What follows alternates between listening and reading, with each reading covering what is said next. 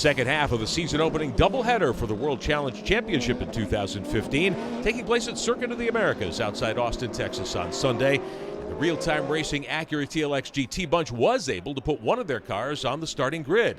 Both cars had sustained some suspension damage on Saturday in the opener.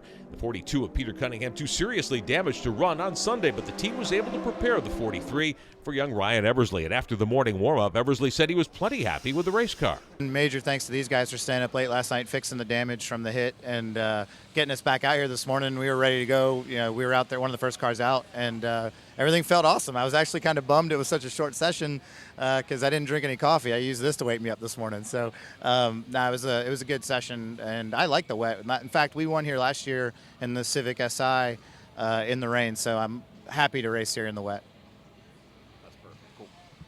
Sunday's starting spots were determined by the fastest lap set in race number 1. That forced Eversley to start deep in the field. He was looking to use the all-wheel drive of the Acura TLX to maximum advantage. Sunday's event began under a steady drizzle. Eversley able to launch the Acura ahead a dozen positions in the first couple of laps in the wet. He had his sights set on further gains. A full-course caution bunched the field. On the restart, Eversley was in attack mode, climbing into the top 10. By lap 8, he was up to 8th and up to 7th on the next go-round. Eversley continuing to post quicker and quicker lap times in the final moments of Sunday's event. He was able to move up to a top 5 at the drop of the checkers. As expected, young Eversley thrilled with how the day turned out. We went into turn 1 and I couldn't see anything, literally nothing at all. And it's just like blind faith that I'm not going to run into the guy in front of you or somebody run into me. And we all got through cleanly. Everybody did a really good job in the whole field.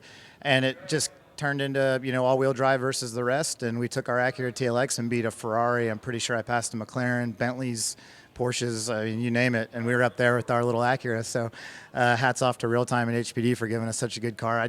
I was having fun every single lap. I just couldn't stop smiling and laughing to myself as we were going around and racing with some of the best guys in the world. So thanks to everybody that helped us get out there today, and let's go do it again at St. Pete. Team principal Peter Cunningham was equally pleased with the strong effort his team had put forth. A spectacular day. I mean, in those treacherous conditions, the four-wheel drive on the TLX just motored to the front, and he was continuing to pick guys off lap after lap. It's just, it's only a 50-minute race, so 5th place, but it feels like a win. The RealTime Racing Acura TLX-GTs will be back in action on the streets of St. Petersburg, Florida in 3 weeks' time. At Circuit of the Americas outside Austin, I'm Rick Benjamin, Honda Racing HPD Trackside.